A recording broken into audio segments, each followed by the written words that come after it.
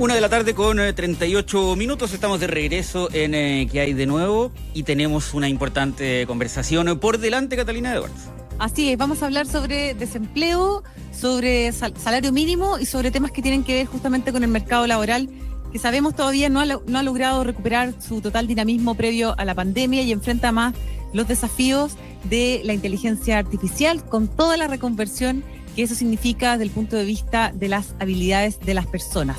Estamos junto a Fe Sánchez, ella es académica de la Universidad Católica, para abordar justamente este tema. ¿Cómo estás? Muchas gracias por acompañarnos. Muchas gracias, Catalina, gracias por la invitación. Muy contenta de estar por acá justo para hablar en este momento tan importante este tema.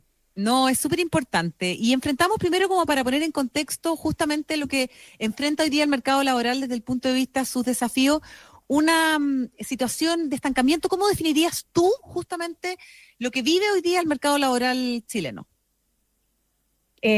Muy buena pregunta. Justamente estamos como estancados en términos de creación de empleo, también persisten las brechas de género y al mismo tiempo, además de los análisis macroeconómicos que podemos hacer, estamos viviendo una transformación profunda en términos de la automatización, el auge de la inteligencia artificial. Cada 2 días o cada 3 días hay un lanzamiento de nuevas tecnologías, nuevas formas de hacer, una población que envejece, el cambio climático, y al final del día se vuelve importante no solamente tener la conversación sobre salario mínimo y desempleo hoy, sino cómo lo proyectamos a futuro, cómo vemos que podemos navegar esta época, navegar estos cambios, este caos, si se quiere ver de alguna manera, sí, y sacar soluciones o nuevas aproximaciones a partir de esto. Totalmente. Ahora, eso pasa por hacer las modificaciones necesarias al mercado laboral necesariamente,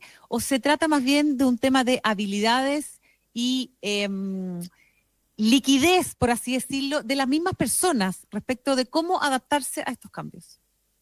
Esa es una muy buena pregunta. Tiene que ser la combinación. Es un tema que no solamente se resuelve a partir de las regulaciones, a partir de un estándar. Estamos claros en que lo que necesitamos un poco es rediseñar esta relación entre trabajo, dignidad y bienestar. Entran también acá en juego conversaciones como la renta básica universal, que ya ha tenido experimentos a nivel internacional, pero como tú bien decías, esa mezcla entre ponerle foco a las capacidades, ponerle foco a estos equilibrios, a la dignidad, al bienestar, más allá de solamente las regulaciones, es lo que nos podría desentrampar de estar teniendo esta conversación en cada ciclo político o cada cierta cantidad de años, porque no estamos llegando a ese nivel en el que el salario mínimo pueda responder a las necesidades, a los cambios de los tiempos.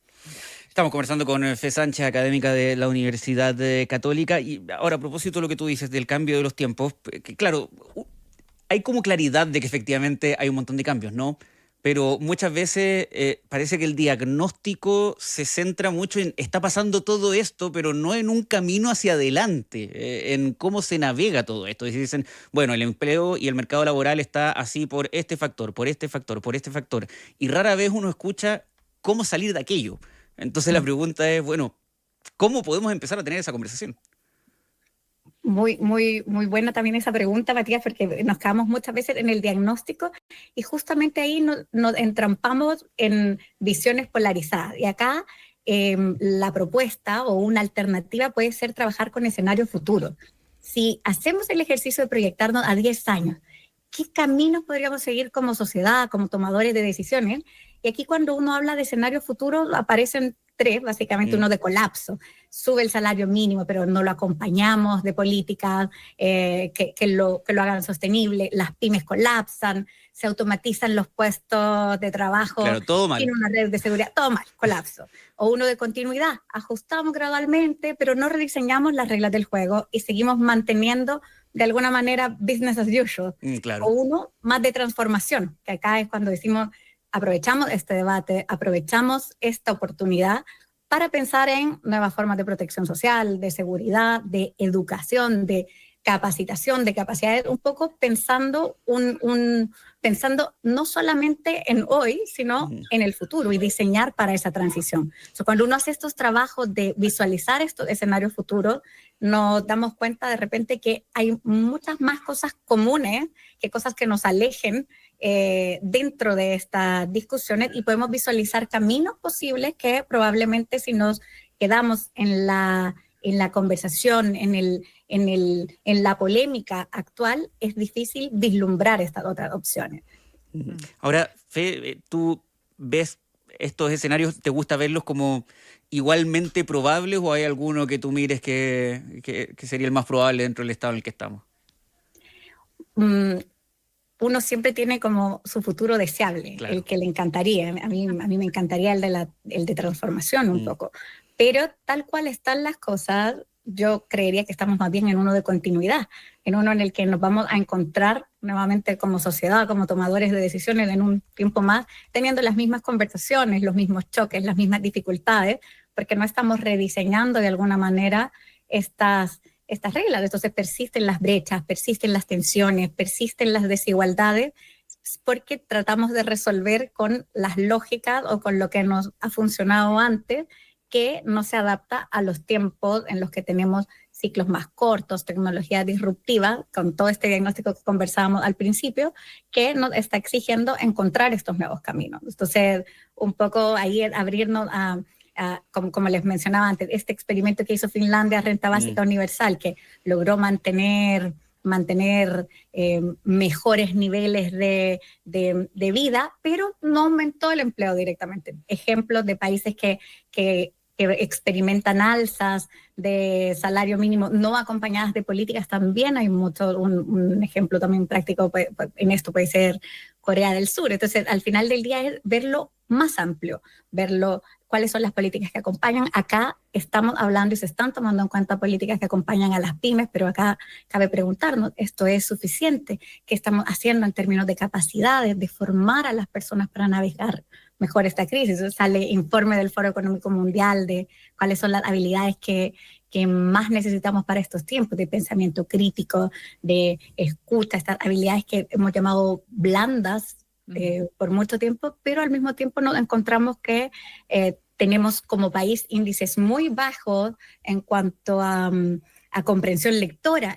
¿Cómo hacemos frente a esto, además de tener la conversación de salario mínimo, para que esta sea una política progresiva justamente, y no dejemos atrás a aquellos que no están empleados, a aquellos que están transitando? También estamos viendo que cada vez hay más empleo independiente, hay más freelancers.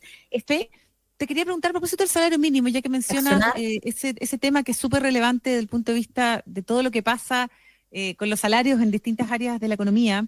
¿Cómo influye en las habilidades o en el interés de las personas el hecho de tener un salario mínimo más alto, el más alto de Sudamérica? ¿Cómo impacta en el desempeño de las personas? Bueno, el impacto directo en las personas que están empleadas es positivo. De hecho, el otro día veía justamente un estudio que se había hecho midiendo la capacidad de resolución de problemas o la capacidad intelectual de las personas cuando no tienen un ingreso que les permita tener cierta seguridad versus cuando están en una situación de seguridad. Y el coeficiente intelectual baja incluso en 14 puntos cuando no tenemos esas condiciones de seguridad. Entonces, sin lugar a dudas, hay un impacto positivo en las vidas de las personas, pero se tiene que acompañar de los incentivos y de los ambientes y las oportunidades para generar las capacidades que estamos necesitando hoy, y que no siempre quedarnos en esto de que es insuficiente o nos estancamos de alguna manera. Claro, totalmente. Y una última pregunta respecto del envejecimiento de la población. ¿Es también hoy día una ocupación, ocupando un concepto también del mercado laboral, para las autoridades y para el sector privado y público lo que viene en materia demográfica para Chile? Sin lugar a dudas, vemos que va cayendo la tasa de natalidad. Estamos en un punto también en el que en el mundo empresarial, en el mundo corporativo, en el mundo del trabajo, están conviviendo más generaciones que nunca.